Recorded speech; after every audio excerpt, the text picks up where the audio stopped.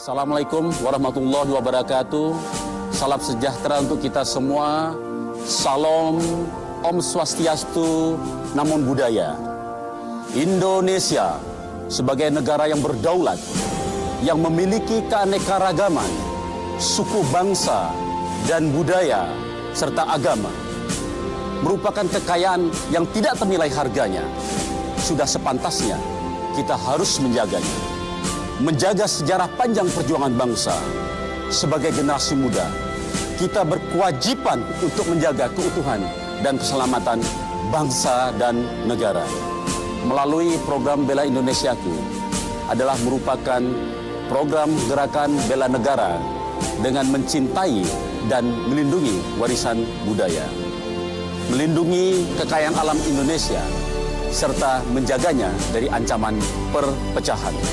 Bela negara memiliki spektrum yang sangat luas dalam kehidupan sehari-hari. Mulai dari ideologi, politik, ekonomi, sosial, budaya, dan hankam. Bela negara tidak hanya dilakukan oleh militer dengan menggunakan senjata, tetapi juga dilakukan oleh semua warga negara Indonesia melalui berbagai bidang kehidupan sesuai dengan profesinya masing-masing. Sebagai warga negara Indonesia, kita semua wajib bela negara. Mari kita bersama-sama bela Indonesiaku. Ya, pemirsa Jak TV, kita kembali lagi di program Gali Publik yang kita membahas konsep bela negara kekinian. Nah, sekarang saya langsung lagi lanjutin. Oh ya, sebelumnya untuk pemirsa yang ingin bertanya langsung dapat telepon ke 02151551111. Jadi saya ulangi lagi untuk menelpon ke 02151551111 dapat bertanya kepada narasumber kita yang di sini ada mewakili berbagai macam ya, dari artis juga, dari Bang Sunan juga, lalu dari Bang Faisal. Nah, Bang, tadi kita sempat ngobrol-ngobrol juga nih tentang konsep bagaimana sih latihan yang dilakukan oleh konsep bela negara sendiri ini. Jadi format latihan pada program bela negara di wilayah pusat sampai ke daerah-daerah kan sekarang sudah banyak dilakukan ya Bang ya. Nah, ini kalau dilihat dari sudut pandang kreativitas, edukatif, dan update sesuai prioritas ancaman atau bagaimana Bang? Sebenarnya kita lihat permasalahan yang ada di daerah tersebut, karena kan permasalahan setiap daerah itu pasti berbeda-beda. Ya. Saya cerita mungkin daerah perbatasan ya, yang mungkin jauh banget, di daerah Sebatik. Sebatik itu daerah yang paling utara di daerah Kalimantan. Yang setengah-setengah itu ya Bang ya, setengah kita ada di sana, betul, setengah ada di Indonesia. Dan kita buat dibagi dua itu. Nah, kita sudah berapa kali ke sana, kita melihat kehidupan masyarakat di sana cukup memperhatikan. Kenapa? Karena memang dia jauh dari kota besar, sehingga kebutuhan pokok mereka untuk hidup sehari-hari juga itu lebih dekat mereka mendapatkannya di negara sebelah, Malaysia. Sehingga mereka hampir setiap hari harus datang ke sana, dan setiap hari radionya diputar lagu Malaysia. Mungkin lihat indahnya juga Malaysia, gitu kan? Mereka kampung gitu kan. Nah, dengan perlahan-lahan kan tentunya kan nasionalisme semangatnya kan. Kita datang ke sana, kemudian kita mencoba untuk berkomunikasi dengan rakyat di sana, gitu. Dan kita memberikan ya pelatihan bela negara, tapi sikapnya adalah bagaimana kita untuk mendidik mereka datang ke sekolah-sekolah ya. Kita didik mereka, menyampaikan kepada mereka bahwa Indonesia itu adalah ya negara kita. Walau bagaimanapun juga ya merah putih harus di dada seperti itu.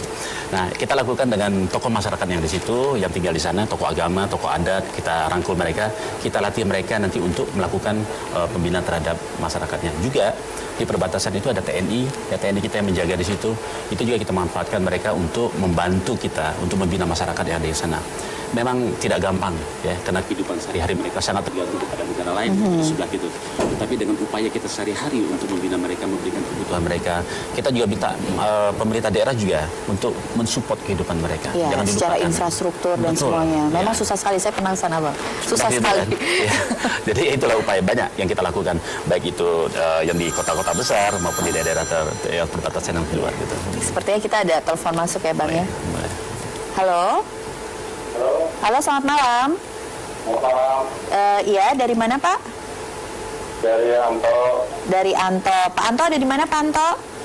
Dari Tenggareng, Tangerang. Oh, Tangerang. Iya. Pak Anto mau bertanya ke siapa Pak? Ke itu Pak Ical. Oh, Bang Ical. Lebih akrab dari saya aja panggil Bang Ical. Ya, Pak Anto mau boleh langsung saja bertanya? Soalnya saya kan orang bela negara. Oh. Kalau gitu nggak usah tanya lagi dong. Udah tahu kan? Iya, gimana Pak Anto? Iya, saya orang Korup, jadi saya suka dengan bela negara. Ya. Jadi saya mau tanya ya. Iya Pak. Ya Pak, langsung. Ya Pak, langsung saja Pak. Langsung Pak. Itu saya lihat bela negara kok ada pakai pakaian seperti perang-perang itu ya. Oke, Pak. Ya. Ya, seperti apa atributnya gitu Pak maksudnya? Iya, Oh. iya di tempat-tempat yang banyak itu banyak sekali itu. Oke. Ada lagi Pak Anto?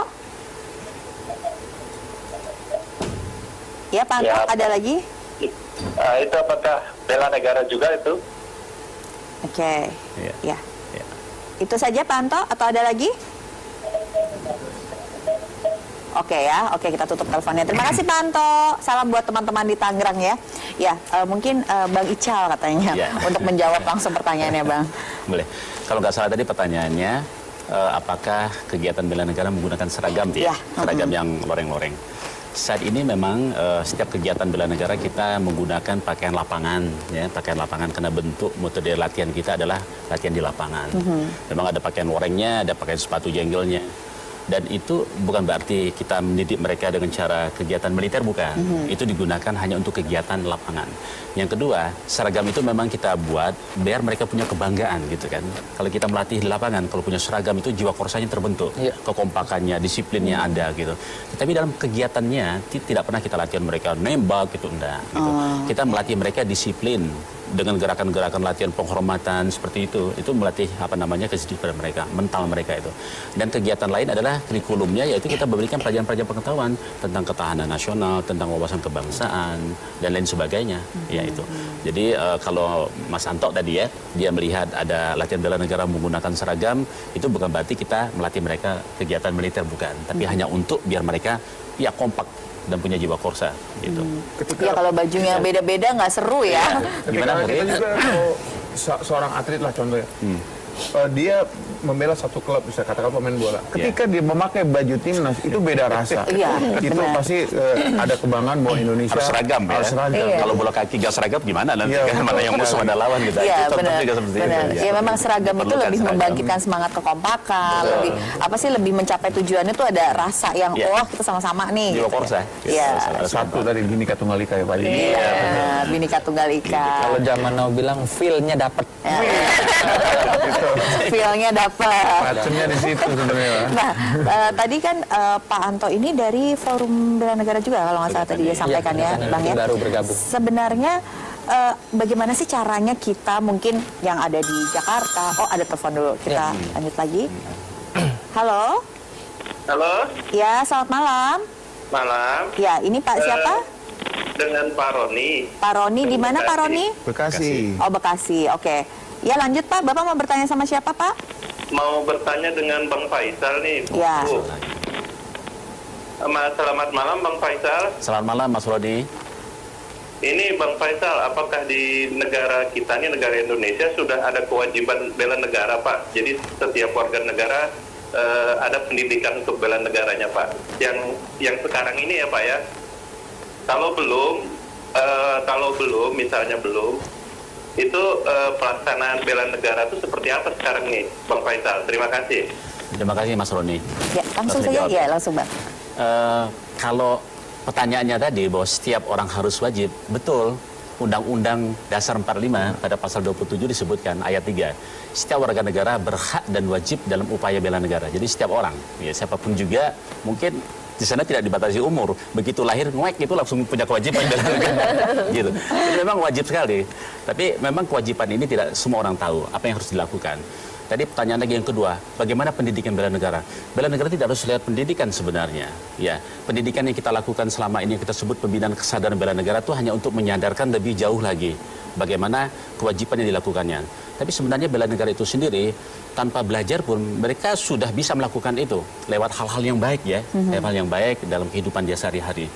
Tidak harus plit-plik sih sebenarnya, kita sekolah SD saja, SMP, di sana sudah diajarkan juga bagaimana harus disiplin, belajar baik, itu udah bagian dari bela negara sebenarnya.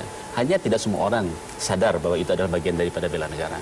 Jadi tidak usah berpikir terlalu jauh bahwa bela negara itu harus sekolah, militer, dan enggak, itu bagian lain itu ya, Mas Roni. Ya mungkin ada pemikiran juga kalau di beberapa negara kan memang ada wajib militer ya. Apakah di kita akan diadakan seperti itu? Mungkin yang dari laki-laki umur segini sampai segini wajib militer ya gitu. Tapi kalau ini bela negara bukan seperti itu ya, Bang ya. Ya. Dulu kita punya konsep wajib militer, pernah ada ya dulu kan. Tapi dengan ada undang-undang pertahanan yang baru, sekarang ini tidak ada lagi kita sebut wajib militer. Tapi sekarang ada yang namanya komponen cadangan. Komponen cadangan itu tidak wajib, dia dengan sukarela, siapapun boleh. Gitu, ya. Kita ditelepon. Ini kayaknya ini ya, semua orang pengen bertanya nih bela negara nih semangat banget. Selamat malam. Malam. Ya, waduh akhirnya perempuan Bang. Siapa? Dengan Vina di Tangerang. Oke, ya oke. Ibu Sina bisa langsung bertanya, mau bertanya dengan siapa, Bu? Dengan Pak Faisal. Iya, Pak Faisal malam ini laku sekali ya. Iya, silakan. Iya, silakan Ibu langsung bertanya. Pak Faisal. Selamat malam, Bu Vina. Iya, mau tanya. Tadi kan sebenarnya konsep bela negara itu simpel ya, bahwa jadi ibu rumah tangga pun mengurus anak dengan baik itu juga salah satu bela negara ya. Betul. Iya, pertanyaan saya sebagai seorang ibu untuk memberitahu anak untuk apa sih, untuk supaya anak nih sejak kecil tuh menyadari bahwa kita tuh harus bela negara itu sebenarnya yang simpel itu seperti apa ya, sedangkan anak-anak masih di bawah umur. Terus yang kedua, tadi kan dikatakan bahwa bela negara ini sudah mensosialisasi ke sekolah-sekolah, misalnya kayak semacam kunjungan atau ada tari-tarian. Cuma masalahnya sekarang adalah bahwa di sekolah dasar swasta itu sudah tidak ada lagi tuh yang namanya kunjungan-kunjungan ke museum pahlawan atau seperti itu. Itu sebenarnya PR-nya bela negara atau PR-nya Mendikbud. Ada PR-nya nih, Pak. Terima kasih. Oh ya, terima kasih, Bu. Ya, Abang kita akan jawab setelah pesan-pesan yang berikut ini karena pertanyaannya banyak sekali ya. Oke, pemirsa jangan kemana-mana. Kita akan kembali lagi dengan topik yang semakin menarik mengenai bela negara yang kekinian. Jadi setelah pesan-pesan yang berikut ini.